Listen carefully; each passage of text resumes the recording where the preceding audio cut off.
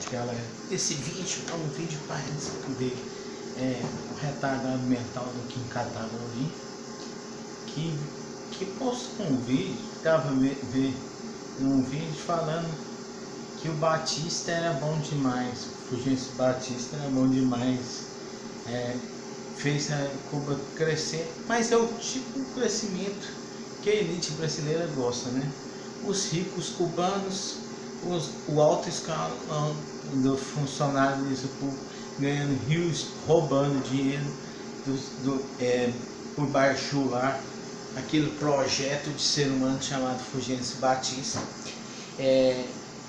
Ele bajulou tanto os Estados Unidos que o próprio tio Sam desconfiou dele e teve um certo momento que os Estados Unidos estavam financiando até mesmo o Fidel Castro para tirar o governo do Fulgêncio Batista, que entre outras coisas tinha um alto índice de mortalidade infantil, analfabetismo funcional e gigantesco, e a miséria extrema era uma verdadeira calamidade pública, muito por conta do servilismo da elite anterior, que basicamente a elite cubana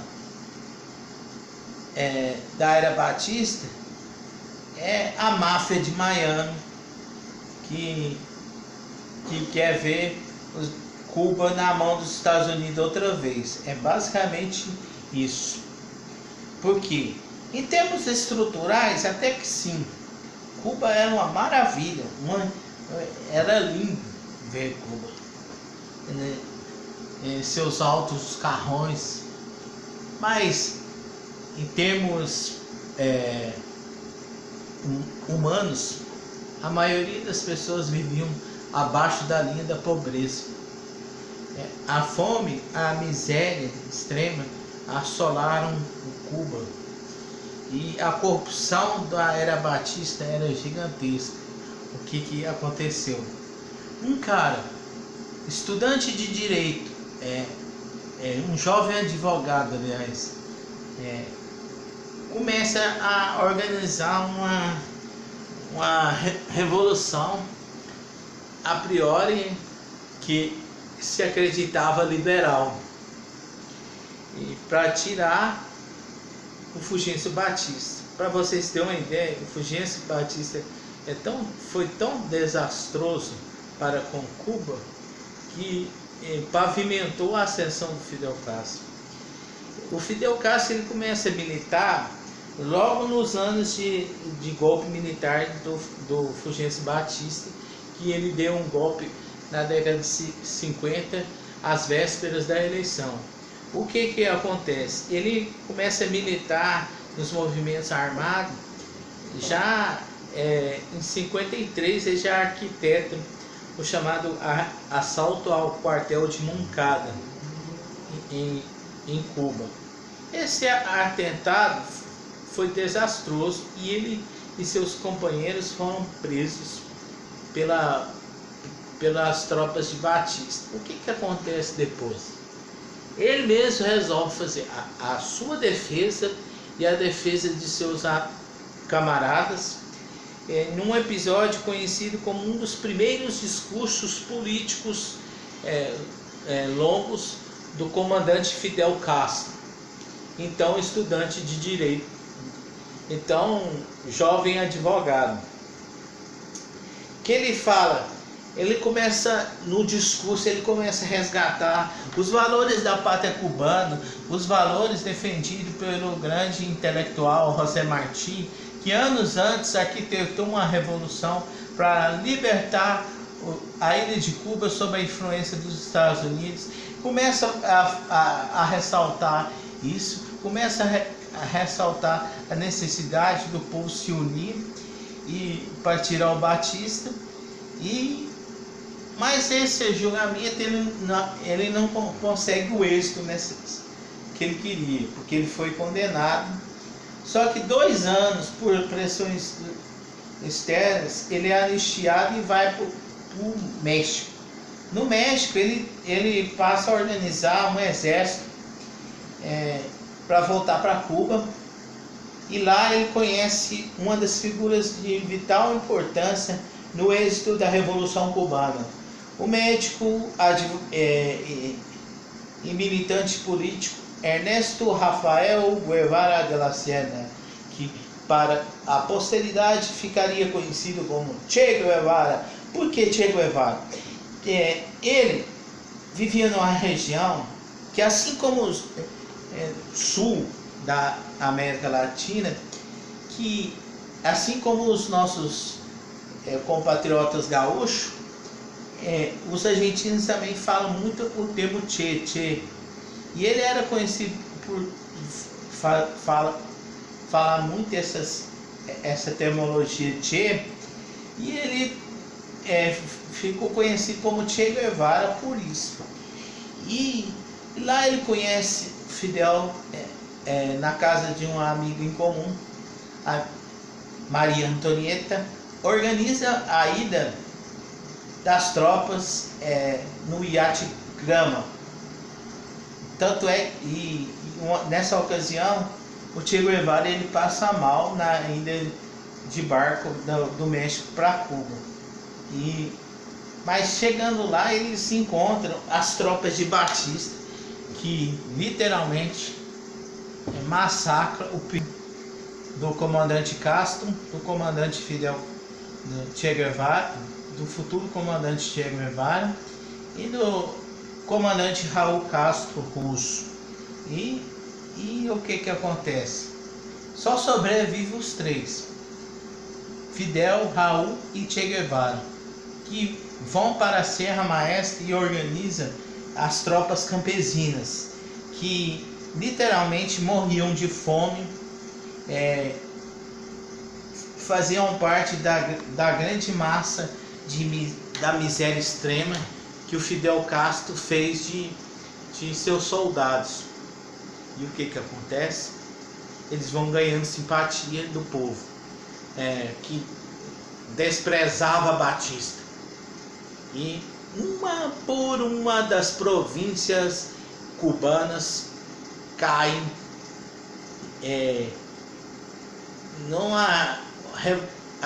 por uma revolução que era dita até então como liberal.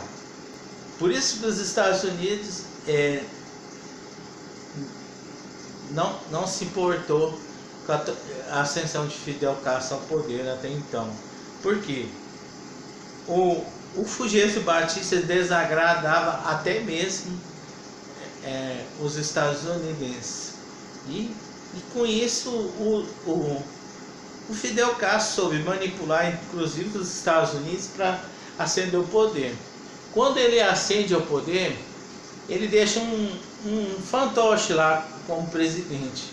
Mas quem mandava mesmo, desde o começo da Revolução, era o Fidel Castro, que era o primeiro-ministro cubano até então.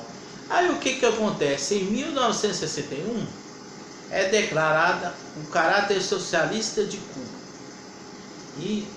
E assim encerra o ciclo de Batista, que não teve nem a honradez de esperar sua sentença. Fugiu para Costa Rica e morreu no exílio, como um covarde. Eu acho engraçado que esse cidadão serviu tanto aos interesses dos Estados Unidos, e o próprio Estados Unidos abandonou ele a ver navios. Será que a história está para repetir agora só que no Brasil? Fica a observação a ser analisada. E eu fico vendo inclusive esses canais tipo Movimento Bunda Livre, fica falando que Cuba era um paraíso, as pessoas tinham desenvolvimento econômico. Desenvolvimento econômico para uma elite composta de funcionários públicos corruptos que eram colocados pela porcaria do Fulgêncio Batista. E isso, o tal do Kim Catabosta lá, não fala não. Esses mauricinhos babacas, mas é outra história. E é isso. Ao fazer tecer críticas a Cuba, vocês têm que pensar o seguinte: o Fidel Castro não ascendeu ao poder sem apoio popular. E outra coisa também que temos de se analisar: as pessoas só veem a culpa do governo. Mas imaginemos, isso num país pequeno igual Cuba, mas imaginemos se os Estados Unidos resolvessem impor sanções econômicas, impedisse que qualquer empresa fizesse negócio com o Brasil, qualquer empresa mesmo, não comprasse um vintém, um centavo de produto brasileiro, de uma forma que começasse a engessar a economia do Brasil. Ainda que o Brasil tenha um vasto território que pode, por exemplo, as pessoas podem até não morrer de fome porque tem muita terra produtiva, principalmente se ocorrer uma reforma agrária que presta nesse Brasil, não teria muito essa questão. Mas Cuba é um país minúsculo, uma ilha menor que o estado de Goiás, que sofre sanções econômicas desde a anunciação do caráter socialista da ilha, da Revolução Cubana. E alguém em sã consciência acredita que um país sendo sabotado pela maior economia do planeta, ganhando por pouco, diga-se de passagem, da China, que estima-se que até 2021 a China já ultrapassou economicamente os Estados Unidos, mas até então a maior potência econômica do mundo, impondo sanções econômicas contra uma ilha menor que o meu estado. Para quem não sabe, eu moro no estado de Goiás. E como que um país vai desenvolver? E esses caras falam de Cuba com coisa que Cuba era um exemplo antes do Fidel Castro. Por que eu falei isso? A maioria do povo era analfabeto, funcional e analfabeto mesmo. Aí os caras, o que os coxinhos e os bolsominions criticam tanto o Paulo Freire, porque os cubanos usaram Paulo Freire para alfabetizar e doutrinar, não sei o que lá, não sei o que. Paulo Freire, gente, ele trabalhava principalmente com educação de adultos, alfabetização de adultos, tratando, por exemplo, de alfabetizar. Vamos supor, pegar uma construção civil, pedreiros, serventes que são analfabetos. Seria muito mais fácil alfabetizar esses trabalhadores com coisas da realidade. Por exemplo, ensinar primeiro o cara escrever cimento, tijolo, os vários tipos de tijolo, argamassa, tudo isso dentro da realidade do povo. E o que Cuba usou Paulo Freire? Porque usou a Revolução Cubana, que era um fato daquele período, para alfabetizar os adultos.